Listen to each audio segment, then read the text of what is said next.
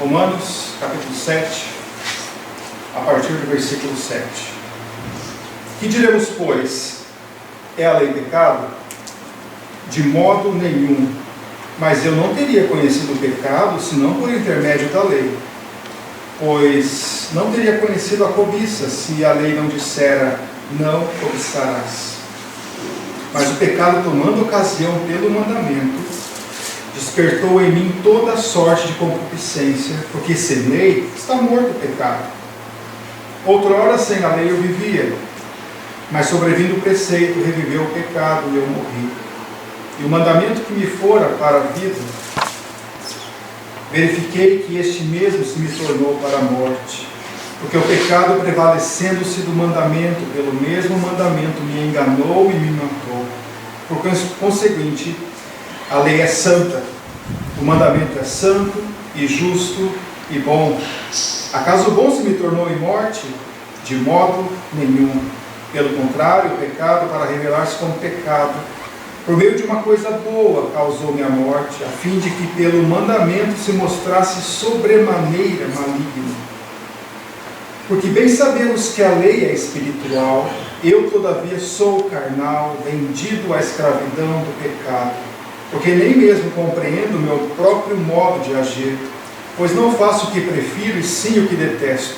Ora, se faço o que não quero, consinto com a lei que é boa. Nesse caso, quem faz isso já não sou eu, mas o pecado que habita em mim. Porque eu sei que em mim, isto é, na minha carne, não habita bem nenhum, pois o querer o bem está em mim, não porém o efetuá-lo. Porque não faço o bem que prefiro, mas o mal que não quero, esse faço. Mas se eu faço o que não quero, já não sou eu quem faz, e sim o pecado que habita em mim. Então, ao querer fazer o bem, encontro a lei de que o mal reside em mim. Porque no tocante ao homem interior, tenho prazer na lei de Deus, mas vejo nos meus membros outra lei que, guerreando contra a lei da minha mente, me faz prisioneiro da lei do pecado que está nos meus membros. Desventurado o homem que sou, quem me livrará do corpo dessa morte? Graças a Deus por Jesus Cristo, nosso Senhor, de maneira que eu de mim mesmo, com a mente, sou escravo da lei de Deus, mas segundo a carne, da lei do pecado. Vamos orar? Nosso Deus, nosso Pai, nós santificamos o Teu nome, nós engrandecemos o Senhor acima de todas as coisas, porque o Senhor é digno, o Senhor nos criou, o Senhor fez todas as coisas para o nosso proveito, todas as coisas para a sua glória. E o Senhor nos traz essa manhã esse texto, essa tua palavra tão preciosa para as nossas vidas, tão útil para entendermos a nossa natureza e não colocarmos jamais nossa confiança na nossa própria carne. Nós te pedimos que nos ajude nessa manhã a termos uma plena certeza daquilo que o Senhor nos tem escrito, da sua vontade para nós. Me ajude a transmitir a tua palavra de maneira íntegra, com clareza, com fidelidade, de modo que todos possam compreender e ser edificados. Em nome de Jesus. Amém. Esse é um texto clássico, é um texto que não é tão fácil o entendimento, mas ele traz consigo um dos principais ensinamentos que você vai ter na vida, que você precisa ter na vida. Talvez uma das questões principais que vão te ajudar e que eu vou dizer para você, nem sempre é fácil entender isso. Teve um homem chamado Moisés que precisou de 80 anos para entender isso. Você fala, mas eu não tenho 80 anos ainda. Então tem esperança para você. Mas você não precisa chegar lá para entender isso. A gente vai tentar pegar essa questão. Paulo começa o seu texto perguntando se a lei é pecado. Porque ele acabou de falar nos versículos anteriores que nós somos aquela pessoa que era casada ali com a lei e que a lei morreu. E aí nós somos agora de outro. Aí você fala, peraí, mas então a lei é ruim, né? A lei não é boa. Aí, o que Paulo vai falar? Gente, não coloca na cabeça que a lei é ruim. Quem é ruim não é a lei. Ele vai dizer, é a lei pecado, e ele vai usar esse termo que, se você simplesmente pegar esse termo e procurar em Romanos, você vai ter um estudo muito interessante. Procurar o termo de modo nenhum. É um negativo enfático do grego. Jamais. É a lei pecado? Jamais. De modo nenhum. Várias vezes ele vai repetir esse mesmo termo. Aí ele vai falar sobre a questão que a lei é boa. A lei, ela é mais ou menos como aquele contraste que as pessoas colocam no corpo para tirar uma ressonância, se eu não me engano. Vai fazer uma ressonância e aplica um contraste para ver o que tem ali. A lei é aquilo que vai revelar a realidade das coisas. Mas ela é boa. E quando fala de lei aqui, a gente está falando especificamente dos 10 mandamentos. Isso é a lei. Tá? Lei são os 10 mandamentos. A lei, ela foi ignorada por muito tempo. Tem um profeta no Antigo Testamento que fala que vocês deram as costas para a lei. Vocês viraram as costas para a lei. Vocês abandonaram a lei. Na Idade Média, foram feitas pesquisas sobre qual era o entendimento dos próprios padres sobre a lei. E uma porcentagem mínima conhecia a lei. Uma porcentagem muito pequena mesmo conseguia citar a lei, citar os 10 mandamentos. E Deus, ele fez os 10 mandamentos exatamente como uma maneira didática de nós lembrarmos. Você consegue lembrar dos 10 mandamentos? Você tem 2 mãos, né? Você pode ensinar para o seu filho e você vai falando e sai ali, certo? Êxodo 20.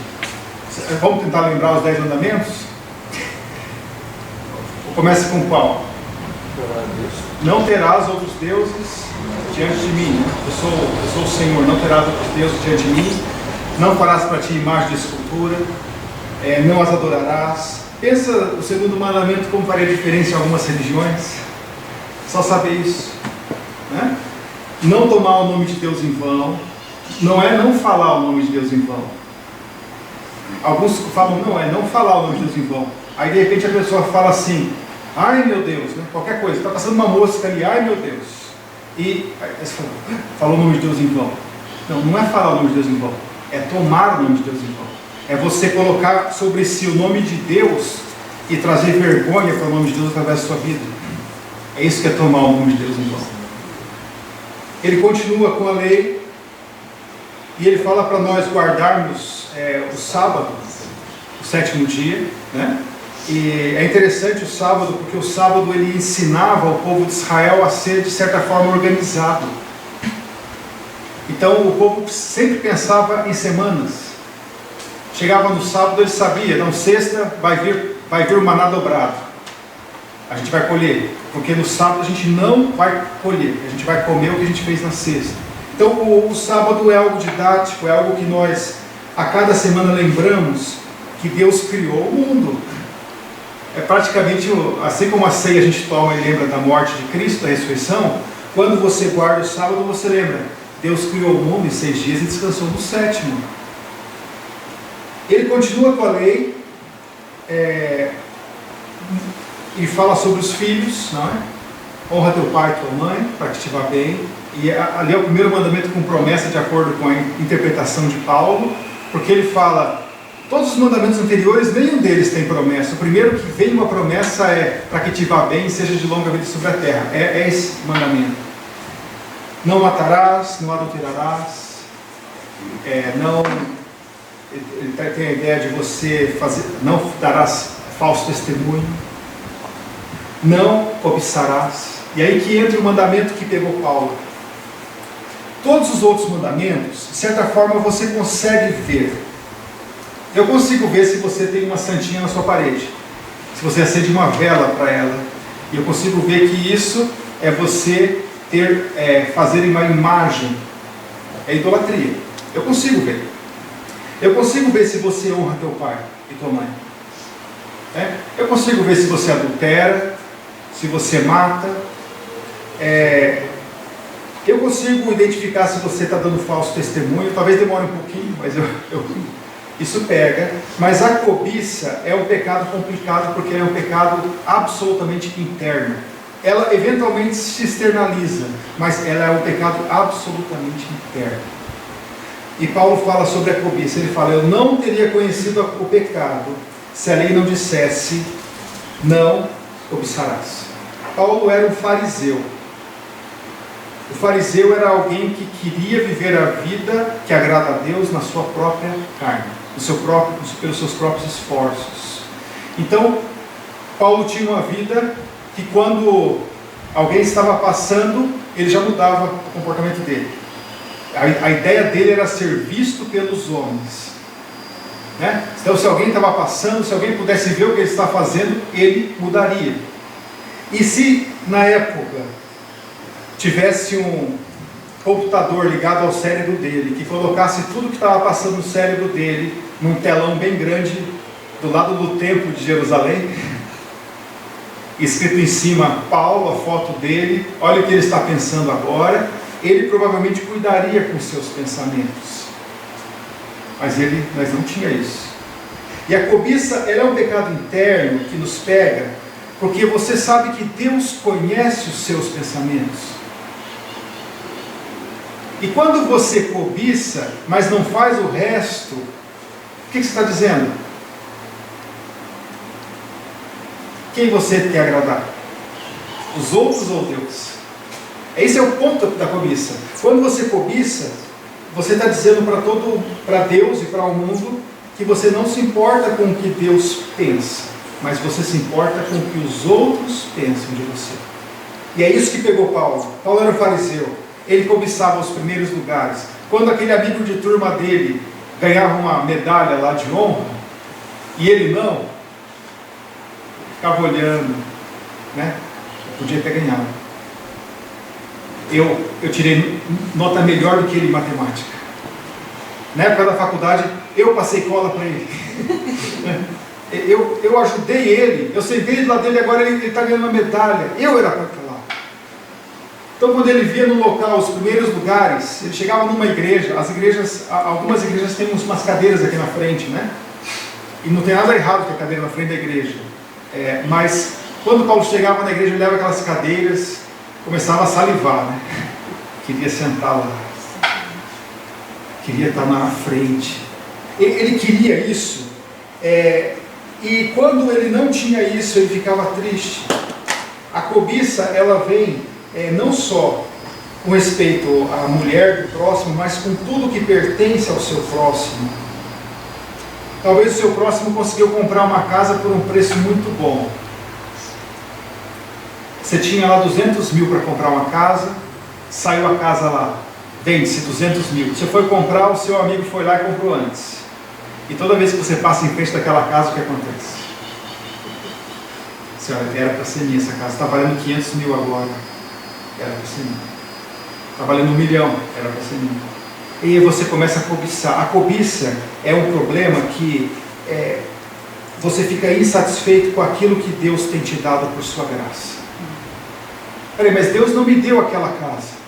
E se eu não tenho aquela casa, e Deus cuida de mim, e todas as coisas cooperam para o meu bem, porque Deus faz cooperar, então é a vontade de Deus que eu não tenha aquela casa. Estou contente com a casa que Deus me deu. A cobiça, ela vem e ela traz consigo vários amiguinhos, e um deles é a insatisfação. Então, uma pessoa cobiçosa é uma pessoa que está constantemente insatisfeita, porque ela não valoriza aquilo que Deus tem dado para ela pela graça dele. Paulo tinha esse problema. A lei pegou Paulo aqui. E aí ele fala, esse foi o pecado que me pegou. Mas o texto continua dizendo, mas o pecado, versículo 8, tomando ocasião pelo mandamento, despertou em mim toda sorte de concupiscência ou de desejo maligno, porque sem lei está morto o pecado. Outrora sem lei eu vivia, mas sobrevindo o preceito reviveu o pecado, e eu morri. E o mandamento que me fora para a vida verifiquei, que este mesmo se me tornou para a morte. O que acontece? você estava sem lei. Sem lei não existe pecado, tá? Vamos supor que você chegue num local e cometa alguma infração. Eu chego aqui no IAME e começo a tacar pedra nas janelas aqui, quebrar janelas. Aí alguém chega para mim e fala, para aí, não é para fazer isso. Aí você fala, mas por quê? Não está escrito. Não quebre as janelas. Mas existem outras leis. Existe a lei da propriedade, isso aqui não é sua propriedade. Vai falando, existem leis. No local em que não tem nenhuma lei, não tem como você infringir a lei, porque não tem lei para infringir. É isso que ele está falando. No entanto, desde que nós fomos criados, a lei de Deus já está em nosso coração. Por exemplo, Êxodo 20, historicamente surge quando? Surge 1500 a.C. Mas lá em 4000 a.C., um certo rapaz chamado Caim matou o irmão Abel. Ele não tinha uma lei escrito não matarás, mas ele sabia que estava errado. E Deus colocou no coração dele essa questão. A lei, ela simplesmente demonstra a minha pecaminosidade. A lei não simplesmente mostra que eu peco, a lei mostra que eu quero pecar. A lei não mostra simplesmente que eu fiz algo errado, mas a lei mostra a minha real condição, meu interior. O que acontece se pegar, por exemplo, aquele salão atrás, onde os rapazes dormiam há muitos e muitos anos, né? Eu entrei lá um tempo atrás e estava com muito morcego e coisas, porque de fato estava abandonado. Aquilo lá estava abandonado, né? Muitos anos. Os meus cunhados lembram quando vinham aqui, eles dormiam lá. Eles lembram com certo saudosismo, né? Eles faziam muita bagunça aqui. Mas eu entrei depois de muito tempo fechado. Quando eu abro a porta, o que acontece? O sol entra. O sol consegue limpar aquele lugar? Não. O que o sol faz? Ele só revela a sujeira. Sem o sol eu não consigo ver a sujeira. A lei, ela não tem poder em si, a gente já viu isso, para me purificar, para me limpar, para fazer qualquer coisa boa em mim, exceto mostrar a sujeira. A lei revela o meu interior. Então quando eu chego para o meu filho, e ele nem estava olhando para, colocar o exemplo de ontem, as meninas estavam com algo na mão, uma geleia, um vidro de geleia. Estavam com um vidro de geleia, e eles estavam brigando, porque agora era a vez da outra segurar o vidro de geleia. E aí quando você fala, não pega o vidro de geleia, e elas nem tinham visto o vidro de geleia, está aqui. Elas não viram. Se eu falar, filhas, não pega esse vidro, tá? O que acontece? Faz não. Elas vão começar a olhar e começa a ficar atrativo esse vidro de geleia. Não é vermelho, é bonito, né? É um vidro. E elas vão começar a olhar aquilo, porque isso revela o coração delas. Até que eu dissesse, não faz isso, até que eu disse, não faz isso, esse era um vidro de geleia simples. A partir do momento que eu falo, não faz, o coração começa a trabalhar. Então a lei, ela não somente mostra que eu sou pecador, mas mostra que a minha tendência é para o pecado. Quando eu falo, não faz isso, você é tentado a fazer. Isso revela quem é você. E, infelizmente, o espelho não vai te ajudar nessa manhã. Tá? Vou tentar colocar um espelho aqui na sua frente, e você vai ver que não é tão bonita assim. É isso que coloca, é isso que a lei faz conosco. A lei, versículo 12, ela é santa, o mandamento é santo, é justo e é bom. Santo significa separado do pecado, tá? Separado. Na lei não tem pecado. A lei também é justa. Por exemplo, não furtarás. É justo? Ou talvez você fale, eu gosto de furtar, mas você gosta que o ladrão roube você? Tipo, ladrão que rouba ladrão? Não, nem o ladrão gosta de ser assaltado.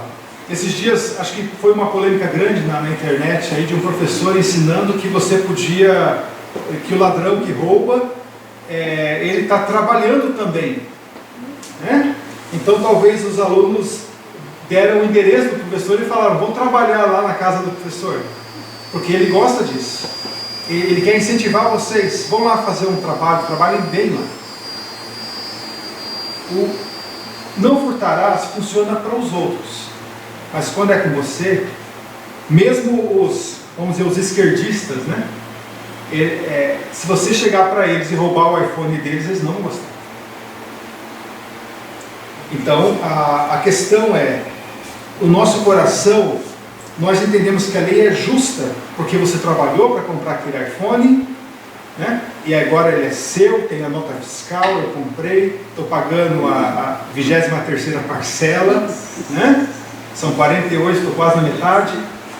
E se alguém rouba aquilo, não é bom. Você concorda com aquilo? Você concorda que a lei é justa? Você concorda também que a lei, ela é boa? Ou seja, é muito bom se você cumprir a lei. É bom quando o outro não furta suas coisas. É bom quando ninguém dá falso testemunho de você. É tão chato, né? Você não fez a coisa, alguém fala: foi ele. Quem gosta disso? É tão bom quando o filho vai e honra seu pai e sua mãe. A lei é boa. A lei não é ruim. Mas essa lei boa chega para mim, que sou ruim, e ela meio que estraga. É como Deus fala, é um tecido novo costurado num pano velho. Rasga, né? Esgarça aquilo, não funciona. E aí no versículo 13 ele vai chegar a uma conclusão, ele vai dizer: acaso o bom se me tornou em morte? De modo nenhum. Pelo contrário, o pecado, para revelar-se como pecado, por meio de uma coisa boa, causou-me a morte, a fim de que pelo mandamento se mostrasse sobremaneira maligno. Essa semana a gente estava conversando com as meninas e conversando um pouco sobre Cristo na cruz e o modo como os pregos, ou quando os pregos entraram em Cristo, como isso doeu, né? E a gente estava falando sobre a coroa, descrevendo aquela coroa de espinhos, estava rasgando a cabeça deles. E as meninas às vezes rasgam a mão, né? A criança brinca, sabe que dói. Está rasgando. E aí eu falei: mas não estava só rasgando, eles pegaram um pedaço de pau e começaram a bater na cabeça dele. Isso dói, não dói? Dói. E aí a gente foi para a ideia de que ele foi moído pelos nossos pecados, né? Essa compreensão de que Cristo foi moído, e aí na cruz Deus agradou moê-lo, mas para mostrar também o quanto custou os nossos pecados, como isso era grave diante de Deus, para entender que o Senhor Jesus Cristo, quando pagou os nossos pecados, foi algo muito terrível. Eu uso essa expressão, a expressão do grego, que é bem interessante, que se eu não me engano foi Aristóteles que falou, deinon to tiktein, é uma expressão do grego. Tiktein é dar à luz. E aí ele fala deinon to tiktein, ou seja, dar à luz é deinon. E deinon não tem uma palavra em português que a gente consegue traduzir, porque é uma palavra que é tanto, digamos, fantástico, incrível, quanto terrível. É algo que é encantador, mas terrível ao mesmo tempo, né? Assombroso. Não sei se no inglês amazing seria algo parecido, né? Amazing grace seria a graça que é tanto terrível quanto maravilhosa, né? Mas quando você vê a morte de Cristo na cruz, você vê algo que é terrível, mas é algo que é extremamente maravilhoso, grande. A morte de Cristo pelos nossos pecados. Ali Deus mostrou o quanto Ele se indigna pelo nosso pecado, e Deus trouxe a lei para que ela mostrasse exatamente o que nós somos, ou seja, para que o pecado se mostrasse sobremaneira maligno. Versículo 14: porque bem sabemos que a lei é espiritual, ou seja, a lei tem sua origem em Deus. Deus disse, Deus mandou a lei. A lei é espiritual. Eu, todavia, sou carnal, vendido à escravidão do pecado. Opa, esse ponto pegou o pessoal que creu em Cristo. Lembra de pessoal que creu em Cristo lá em João? Dito isso, muitos creram nele, e Cristo começou a falar para eles que eles seriam verdadeiramente livres. E aí eles falaram: peraí, a gente nunca foi escravo de ninguém. O pessoal acabou de crer nele. Nós nunca fomos escravos de ninguém. Aí Cristo falou: peraí, não? E no Egito? E na Babilônia? Né? Nunca foram escravos? E do pecado? E aquele pessoal que criou nele, daqui a alguns versículos, já está pegando pedra para apedrejá-lo em João 8. Esse é o ponto. Entenda uma coisa, o próprio Paulo está falando aqui: eu, todavia, sou carnal, vendido à escravidão do pecado. Em outras palavras, eu sou escravo do pecado. O pecado tem domínio sobre mim. Eu não consigo largar isso. E ele vai começar a descrever o que é isso. E a sua grande pergunta aqui vai ser: será que ele se refere à situação atual dele ou à anterior à salvação? E a gente vai responder isso, não se preocupe. A gente vai responder isso. Ele vai falar o seguinte, tentar ilustrar para nós, né? Versículo 15: porque eu nem mesmo compreendo o meu próprio modo de agir, pois não faço o que prefiro e sim o que detesto. Se faço o que não quero, consinto com a lei que é boa. Nesse caso, quem faz isso não sou eu, mas o pecado que habita em mim, porque eu sei que em mim, isto é, na minha carne, não habita bem nenhum, pois o querer o bem está em mim, não poder efetuá-lo.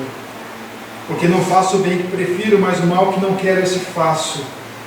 Mas se eu faço o que não quero, já não sou eu quem faz, e sim o pecado que habita em mim. Então, ao querer fazer o bem, encontro a lei de que o mal reside em mim. Porque no tocante ao homem interior tenho prazer na lei de Deus, mas vejo nos meus membros outra lei, que guerreando contra a lei da minha mente, me faz prisioneiro da lei do pecado que está nos meus membros.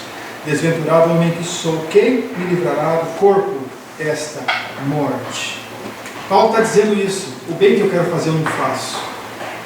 Eu quero fazer o bem. Opa, peraí, eu quero fazer o bem? Quero. Então você concorda com a lei que é boa. Eu acredito o seguinte: Paulo está falando aqui sobre um determinado tipo de pessoa. Entenda uma coisa: existem tipos e tipos de incrédulos, tá?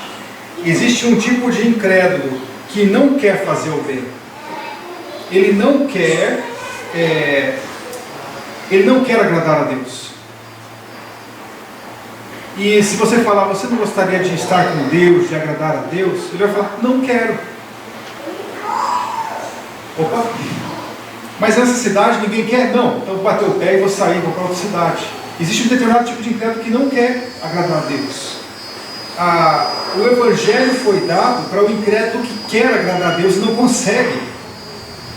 É o incrédulo que ele olha para Deus, ele bate no peito e fala: Senhor, ser propício a mim, pecador. Eu quero fazer, mas eu não consigo. É para esse tipo de pessoa que a Bíblia foi dada. Em Timóteo, Paulo fala que toda a escritura é inspirada por Deus e útil para o ensino, para a repreensão, para a correção, para a educação na justiça, a fim de que o homem de Deus seja perfeito. A Bíblia foi dada para o homem de Deus. Ela é um manual escrito para a pessoa que quer agradar a Deus, mas que não consegue. E é exatamente esse tipo de pessoa que Paulo era, quando ele compreende a sua escravidão ao pecado, porque ele cobiçava hoje e dizia: estou cobiçando, amanhã não vou mais cobiçar. Chegava amanhã, cobiçava. Amanhã cobiçava, não vou mais cobiçar. Depois de amanhã, cobiçava. E essa era a situação de Paulo antes de se converter. Por que eu sei que esse texto não se refere ao apóstolo Paulo depois da conversão? Porque um dos frutos do Espírito é o quê? Domínio próprio. O que ele está falando aqui é um homem na sua carne. Ele está falando dele sem o Espírito Santo. Ele pessoalmente. De fato, mesmo depois da conversão, isso vale também porque você não deve, depois da conversão, confiar na sua própria carne. Essa é a essência da coisa. Depois da conversão, se você não viver no Espírito, você vai cair em pecado. Se você não for guiado pelo Espírito, você vai cair novamente. E todo o bem que você produzir, toda a obediência que você tiver, é fruto da obra do Espírito Santo em você. Essa é a questão. Ele diz: eu sei que em minha carne não habita bem nenhum. Eu acredito que essa seja a chave para você começar a viver uma vida cristã que agrada a Deus. É não só você se converter entendendo que a justificação é somente pela fé em Cristo, mas é viver a vida cristã entendendo que nenhum passo pode ser dado sem a obra de Deus na sua vida. E quando você faz algum bem, você olha para a carne e fala: será que eu dou crédito para a minha carne? Você faz aquele bem, filma aquele seu bem, aí coloca lá embaixo créditos, minha carne. Será que você pode confiar na sua carne depois da conversão? Na sua carne, eu tenho essa notícia para te dizer: não habita bem nenhum. Você é carnal, você é vendido à escravidão do pecado. Talvez você na sua carne fale: eu quero agradar a Deus, mas é impossível você fazer na sua carne. E qual que é a grande questão aqui? A grande questão é a doutrina do Espírito Santo. O Espírito Santo, biblicamente falando, não é alguém para ser invocado, certo? Ó Espírito Santo, venha encher-nos. Não. Ó Espírito Santo, faça com que eu obedeça. Não. Nós não oramos para o Espírito Santo. O que a Bíblia fala é: não apagueis o Espírito, não entristeçais o Espírito. É isso que a Bíblia fala. Como que eu faço isso? Quando eu começo a não ouvir a voz do Espírito, a não se submeter ao Espírito. E talvez uma coisa muito simples que Deus pede de você. Na verdade, a obra do Espírito na sua vida é basicamente um botão. Pensa só numa eclusa. Conhece a eclusa? Lugar que o navio chega, eles descem uma barreira aqui do lado do lago, o navio sobe e vai no lago. Toda vez que você passar no canal do Panamá, você vai lembrar disso. Tem as eclusas lá, né? A gente tem eclusas aqui no nosso estado também. Mas a eclusa é simples. É uma porta ali de ferro muito pesada que ela consegue fechar o lago todo. O lago fica fechadinho. E você, com o botãozinho verde, se aperta e a porta abre. Você não tem poder nenhum para abrir aquela porta sozinho. Mas se eu disser para você: aperta o botão, é só isso que eu quero que você faça. Tá, vou apertar o botão, você obedece. Quando você se submete ao Espírito Santo, é basicamente isso.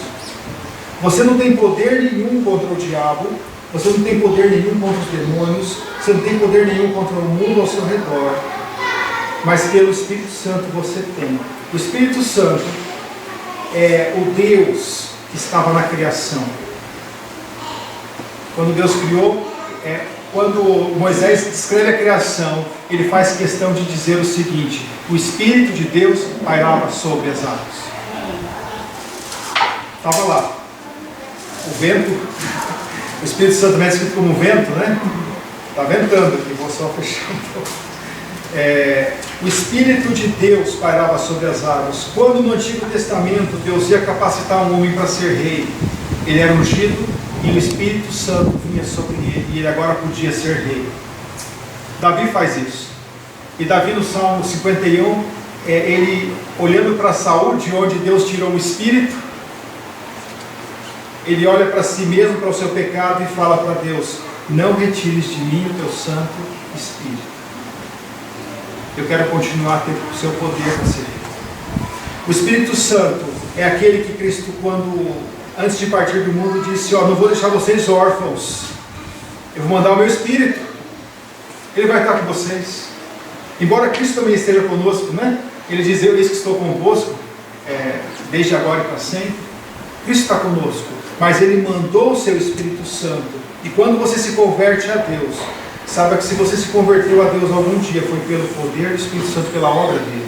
Porque é ele que te convenceu do pecado, da justiça e do juízo. O Espírito Santo, ele faz essa obra. É o Espírito que no Antigo Testamento capacitava Sansão a carregar a porta de uma cidade nas costas. Ele capacitava Sansão a fazer artes no nível hard, colocar fogo em 300 raposas e soltar no campo. Quem já teve essa ideia? Talvez você pense em 3, em 5, né? Mas 300 raposas. Ele era o homem que via os filisteus para cima dele, e a esposa dele vinha, né? A Dalila. Os filisteus vêm sobre ti. Ele levantava e quebrava todo mundo. Não tinha para ele. O Espírito Santo só não deu tanta sabedoria para ele. Deu força. O seu filho vai ter força. Mas ele vai ter sabedoria? Aí é com ele. Vai ter força. Vai ser muito forte. E quando o Espírito Santo abandona ele acha que vai agir como das outras vezes e ele não tem mais força. Ele está só na carne. Ele morre. Toda a força dele vinha do Espírito. É esse o Espírito Santo que te capacita a vencer o pecado, porque você na sua carne não consegue vencer. Tá? Você não ora para o Espírito Santo. Você não lê um livro Bom Dia Espírito Santo. Para isso tem lareiras, né? Pode queimar esses livros. Você não fica cantando para o Espírito Santo como algo assim, mas você sabe o que ele quer de você? Ele quer que você se submeta a Deus. Ele quer te conduzir a Cristo. Você quer adorar, você quer agradar o Espírito Santo? Não entristeça. Não cauterize, essa é a palavra, não cauterize o Espírito Santo. E você só pode vencer o pecado na sua vida pelo poder de Deus, e Deus colocou para isso o Espírito Santo. Eu estou falando do Espírito Santo porque aqui a gente vai tratar muito disso ainda, nesse texto. E é importante você entender que na sua carne não habita bem nenhum, porque quando você acordar amanhã de manhã e você olhar para si mesmo, você fala, olha, hoje eu vou vencer o diabo. Hoje eu vou olhar nos olhos do diabo e vou vencê-lo, porque ontem eu ouvi uma mensagem e eu cantei nos hinos, eu estive com os irmãos, eu estou muito bem, hoje eu vou acabar com o diabo. Quantos minutos? Já vai acabar com você. O sonho do diabo, ele está rodeando o nosso redor, né? Está ao nosso redor, olhando para ver se o Espírito Santo não está aqui, para ver se Deus não está conosco. Porque se ele achar a gente sozinho, ele vai dar uma surra na gente. Cristo, quando fala sobre essa questão, ele vai falar que nós devemos orar a Deus: Senhor, não nos deixe cair em tentação, mas livra-nos do mal. O que é isso? É dependência em Deus. Enchei-vos do Espírito. Andai no Espírito, jamais satisfareis as concupiscências da carne. É isso que Gálatas nos fala. Gálatas 5:19. O que Paulo vem trazer para nós aqui é o retrato de um homem sem a graça de Deus. É o retrato de um homem sem a graça de Deus, inclusive depois da salvação. Ele está falando para crentes que de alguma forma acham que podem viver a vida cristã na carne. Então ele conclui dizendo: desventurado homem que sou, quem me livrará do corpo desta morte? E ele diz: graças a Deus por Jesus Cristo nosso Senhor. Essa é a questão. E ele continua no versículo 8, o capítulo 8, dizendo: agora, pois nenhuma condenação há para os que estão em Cristo Jesus, porque a lei do Espírito da vida em Cristo Jesus te livrou da lei do pecado e da morte. Porque o que foi impossível, além do que estava enferma pela carne, isso fez Deus, enviando o seu próprio Filho, em semelhança de carne pecaminosa, e no tocante ao pecado, e com efeito condenou Deus na carne o pecado, a fim de que o preceito da lei se cumprisse em nós, que não andamos segundo a carne, mas segundo o Espírito. Porque os que se inclinam para a carne cogitam das coisas da carne, mas os que se inclinam para o Espírito, das coisas do Espírito. E aí continua, a gente vai continuar esse texto no próximo domingo, quando continuarmos a nossa série. Mas aqui você já tem uma ideia de que Paulo não está falando sobre a sua situação atual embora esteja falando sobre a sua situação atual. Paulo, em outro lugar, fala: olha, eu tenho que esmurrar minha carne e reduzir a escravidão, para que, tendo pregado a outros, não seja eu mesmo desqualificado. Paulo vai dizer que o fruto do Espírito, daqui a pouco, aqui em Romanos, ele vai falar que o fruto do Espírito é domínio próprio. E o que ele está falando é que, sem o Espírito Santo, quando você está somente na carne, você é um homem desventurado. Desventurado é uma palavra bonita. Vamos usar a palavra certa, né? Desgraçado. Você é um homem desgraçado. Então, quando você olhar para a obra de Deus na sua vida, talvez você chegue num ponto e fala: olha, eu estou vencendo o pecado. E o diabo fala: continua. Aí você começa a olhar para as pessoas à sua volta e falar: eu não entendo como que eles não venceram ainda o pecado. É algo tão simples, é o amor de Deus. Né? É só você ler a Bíblia, é isso e tal, e você começa a se inflar. Se inflar. Aí o diabo vai lá com uma agulhinha, estoura. Aí você cai lá no chão e começa a chorar e fala: porque não tem jeito, a vida cristã, não tem como viver uma vida cristã que agrada a Deus mesmo, porque eu sou miserável mesmo, eu caio, não tem. E aí o diabo fala: isso mesmo. É isso mesmo. É preciso você criar um plano quando você cai. As empresas fazem isso, né? Quando começar a cair, a gente vai fazer isso. É um plano de retomada. E nesse plano de retomada, a primeira coisa que você tem que lembrar é: eu sou o mesmo miserável que eu era quando eu caí. A única coisa que vai fazer diferença na minha vida é se eu me submeter a Deus, se eu entender que de mim mesmo eu não sou nada, eu começar a viver no Espírito. Viver no Espírito é se submeter nas coisas pequenas ao Espírito Santo. Você acha que é fácil para uma mulher se submissar ao marido? Fácil? Não. Eu diria que é impossível. Conforme Deus. Porque ela pode até fazer a coisa que o marido está falando, mas por dentro está pegando. Você acha que é fácil para um marido ser fiel à sua esposa? Fácil? É possível.